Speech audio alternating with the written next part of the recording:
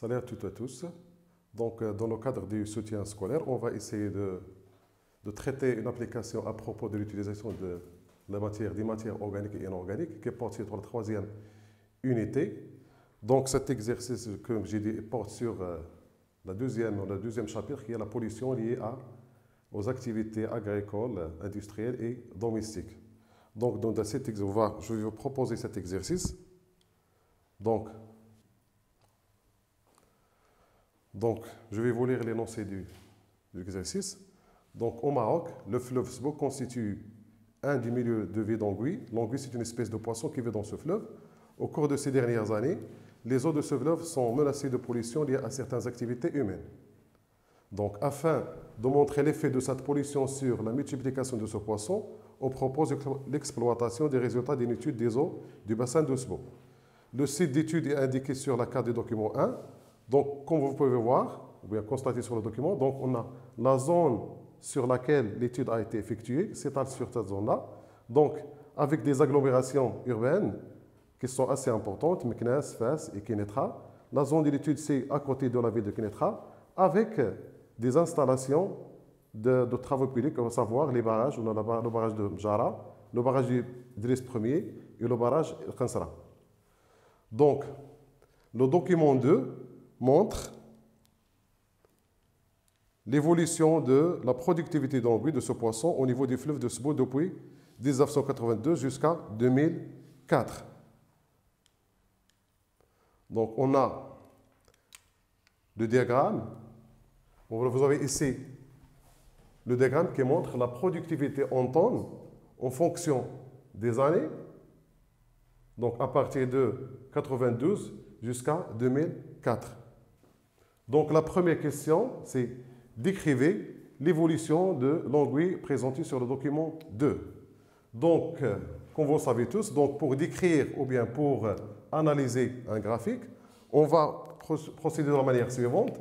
Tout d'abord, on va subdiviser ce graphique en 3 parties. On a ici, comme vous pouvez constater, une zone dans laquelle on a une croissance, c'est-à-dire une augmentation de la variable.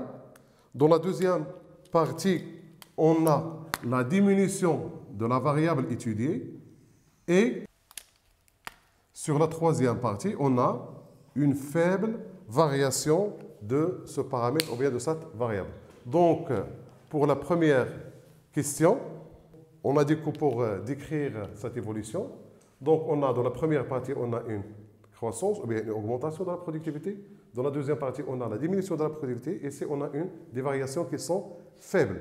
Donc, pour répondre à cette question, donc on va, comme on le sait toujours, on va utiliser les 3 mots principaux, à savoir, on a l'augmentation, la diminution et la stabilité. Donc, pour la première question, ça sera comme suit. Donc, on a de 1992 à 1994, on note ou bien on constate que la productivité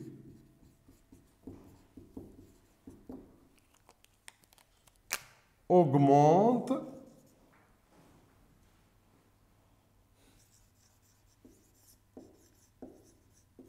d'une manière très rapide, ou bien augmente rapidement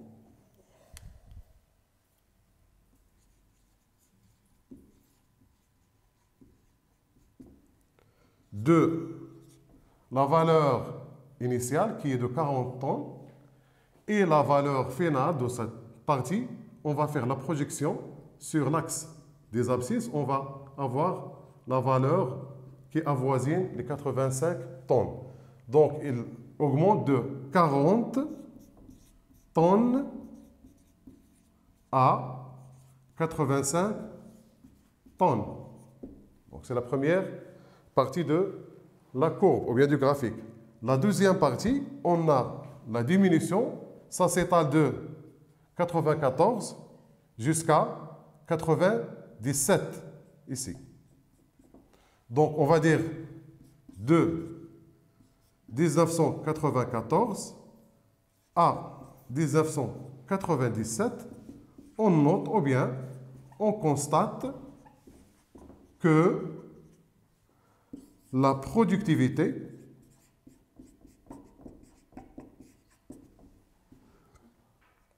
diminue pour atteindre la valeur de, et on va déterminer la valeur par la simple projection sur l'axe des abscisses. On a ici, la valeur c'est presque 25 ou bien 30 jusqu'à la valeur de 30 tonnes. Donc, dans la troisième partie, on a dit que ici on a, les variations sont très faibles. On peut dire que la productivité reste presque constante ou bien stable aux alentours ou bien dans un intervalle de 20 jusqu'à 30 tonnes par an. Donc, c'est la troisième partie de l'analyse. Donc, de 1997 à 2004, la productivité reste presque invariable ou bien constante, et on peut déterminer avec plus de précision, et on peut dire qu'il reste presque constante et oscille entre 20 et 30 tonnes. Donc, comme vous pouvez voir, on a pu analyser ou bien décrire l'évolution de cette courbe par la simple observation et la description qui doit être le plus précis possible. Donc, on passe à la deuxième question. La deuxième question, donc, on va voir les données. Donc, pour expliquer cette variation, c'est-à-dire pour expliquer cette variation qu'on a pu déterminer ici, donc deux hypothèses ont été formulées par les agents qui ont effectué cette étude. Donc, la première hypothèse formulée est que la variation observée est liée à la construction des barrages dans cette zone. Comme on a vu, les barrages qui sont situés dans cette zone, les trois grands barrages, Mjara, Dres Premier et Ganzra. Donc, la deuxième hypothèse qui a été formulée, c'est que la variation observée est liée à la pollution des eaux du fleuve Tsbo par des polluants résultant des activités des unités industrielles installées sur les rives de ce fleuve.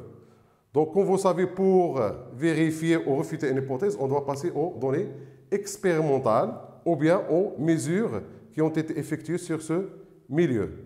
Donc, pour vérifier ces deux hypothèses, on propose les données suivantes. Donc, l'activité des unités industrielles localisées dans le bassin de Tsbo aboutit à une pollution organique. Organique, c'est-à-dire liée à la matière organique par les activités industrielles, exemple les sucreries, ou bien, d'une manière générale, les industries agroalimentaires. 70% des polluants organiques émis dans ces eaux, ou bien des eaux des fleuves, proviennent des unités de la production du sucre, des sucreries, du papier, de l'huile d'olive. Alors que 100% des métaux lourds émis dans ces eaux proviennent des activités industrielles. Donc, on a 70% des polluants, ça provient des activités industrielles, liées principalement au secteur agroalimentaire, alors que 100% des métaux lourds, ils proviennent des activités industrielles d'une manière générale, toutes les activités industrielles confondues.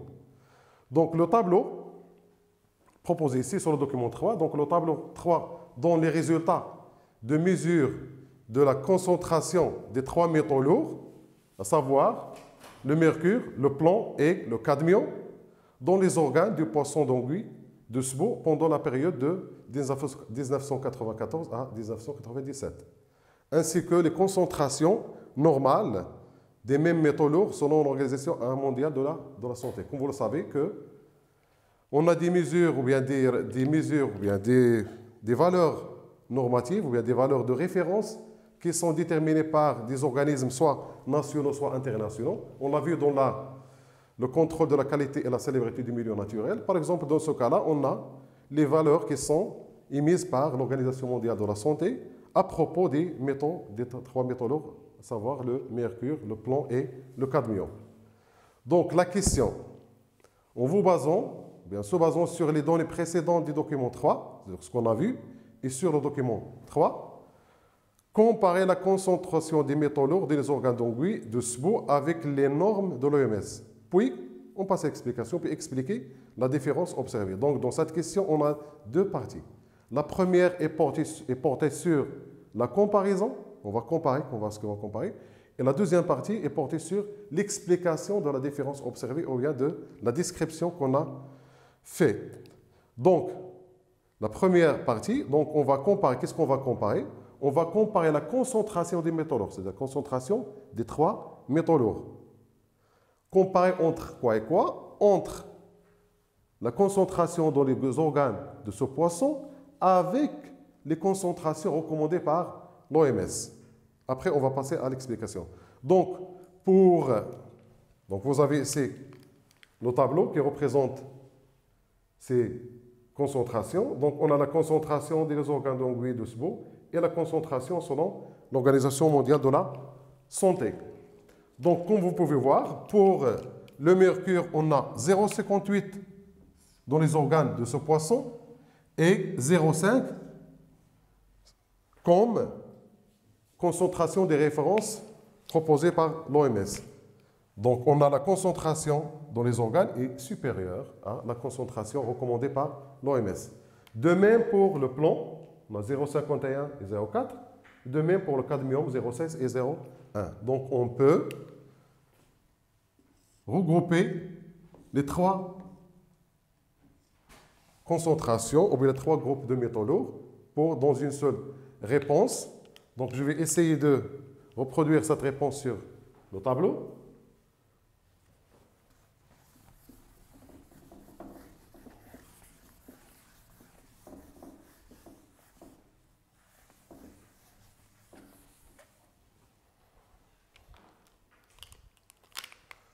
Donc, c'est la question numéro 2.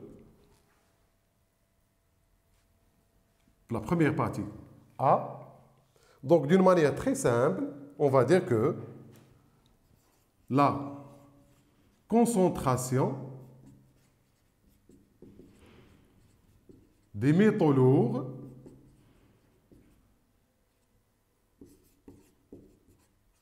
entre parenthèses le mercure, le plomb et le cadmium, comment elle est?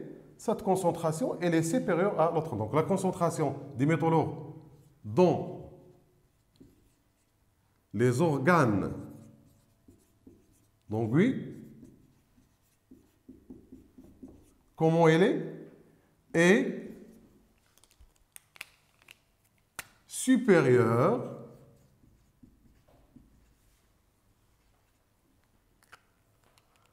à la concentration de ces métaux, c'est des mêmes métaux lourds, donc à la concentration de ces métaux, selon l'OMS, ou bien la concentration des métaux recommandés par l'OMS. Donc, c'est ça la comparaison entre les 2 paramètres. Donc, on passe à la deuxième partie. Donc, la deuxième partie est portée sur l'explication. Quand on dit explication, on doit dire pourquoi et comment cette différence ou bien cette observation qu'on a pu faire et comment on peut l'expliquer. Pourquoi on a cette différence entre ces 2 concentrations. Donc, pour expliquer, on doit relire les données. Donc, on a dit que 100% des métaux lourds émis dans ces eaux proviennent des activités industrielles, c'est-à-dire cette concentration élevée des métaux lourds dans les organes de ce poisson est sont dues aux activités industrielles qui se concentrent dans cette zone de SBO. Donc, pour répondre à la question, on va dire Donc, on a la concentration élevée des métaux lourds dans les organes d'Anguille est dû à quoi? À la consommation des eaux polluées.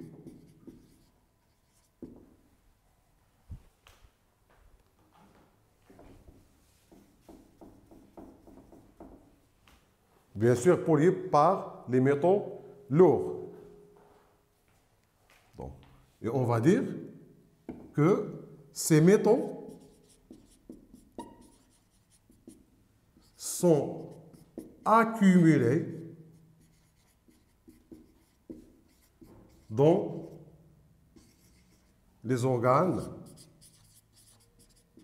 de ce poisson nommé anguille.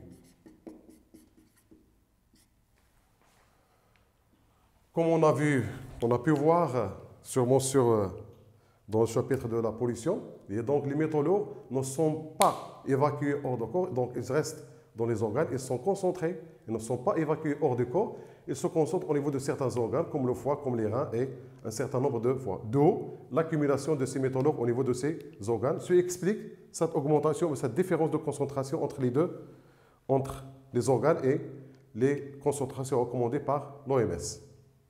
Donc, après, on a la partie B de la deuxième question. Donc, laquelle des deux hypothèses a été vérifiée et on va justifier. Tout d'abord, pour cette deuxième question, bien la deuxième partie de la deuxième question, on a deux parties. On doit dire qui est l'hypothèse qui est vérifiée et en deuxième lieu, on va justifier ce choix de l'hypothèse. Donc, on a la première hypothèse qui a dit que la première hypothèse, donc, on revient aux hypothèses. Donc, l'hypothèse 1, donc la variation est due à la construction des barrages. Et la deuxième, elle est due aux activités industrielles. Donc, on a pu voir sur le document, donc on a cette concentration, elle est due aux activités industrielles qui sont concentrées dans cette zone. Donc tout simplement, l'hypothèse qui est vérifiée, c'est l'hypothèse 2. Donc, on va dire que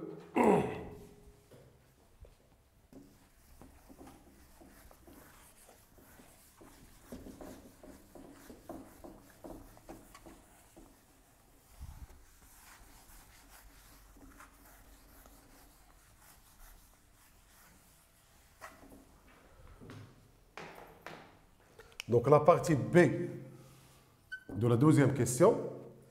Donc, on va dire que l'hypothèse vérifiée, deux points, là, ou bien l'hypothèse 2. Pour justifier, donc on a, comme vous pouvez voir ici, on a 100% des métaux lourds émis dans ces eaux proviennent des activités industrielles. Donc ce sont les activités industrielles qui sont causées cette augmentation de la concentration. Donc la justification,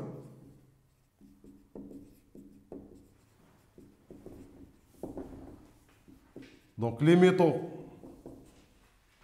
lourds proviennent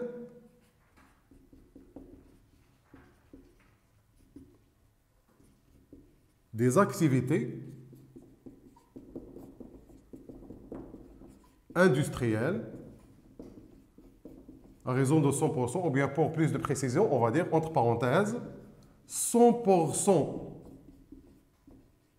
des métaux lourds, bien sûr, comme était dit sur le texte, 100% des métaux lourds sont émis par les activités industrielles. Donc, et on a, alors que, donc la deuxième hypothèse est vérifiée, alors que la première hypothèse est réfutée. Donc, on passe à la dernière question. La dernière question c'est de proposer deux procédures convenables qui permettent ou bien permettant la sauvegarde de l'équilibre dans le guidon, les eaux de SBO. Donc, on va proposer quelques procédures, quelques mesures qui permettent de conserver l'équilibre naturel de ce milieu. Hein. Donc, il y a plusieurs procédures qu'on peut prendre. Donc, parmi ces mesures, on a les mesures ou bien les procédures à prendre.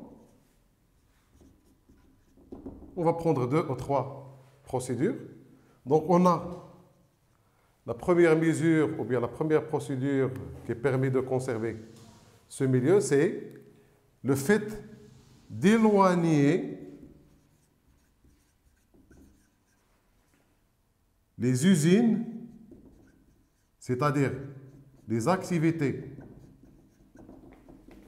industrielles, loin du fleuve, ou bien loin des rives du fleuve. La deuxième mesure, ou bien le deuxième procédé qu'on peut prendre, c'est on va traiter les eaux usées, ou bien les eaux émises par les usines, afin d'éliminer, ou bien pour se débarrasser, ou bien pour éliminer les métaux lourds avant de déverser ces eaux. Donc, avant de les déverser dans le fleuve. Donc, il y a d'autres mesures ou bien d'autres procédures qui sont un peu trop coûteuses pour le secteur industriel. Arrêter les activités industrielles, ce n'est pas toujours faisable. Donc, on peut prendre ces deux mesures qui sont plus ou moins qui peuvent être appliquées dans cette zone. Donc, j'espère bien que vous avez pu bénéficier de cette application qui concerne la troisième unité relative à l'utilisation des matières organiques en organique. Donc, en attendant notre occasion, portez-vous bien et bon courage à tous.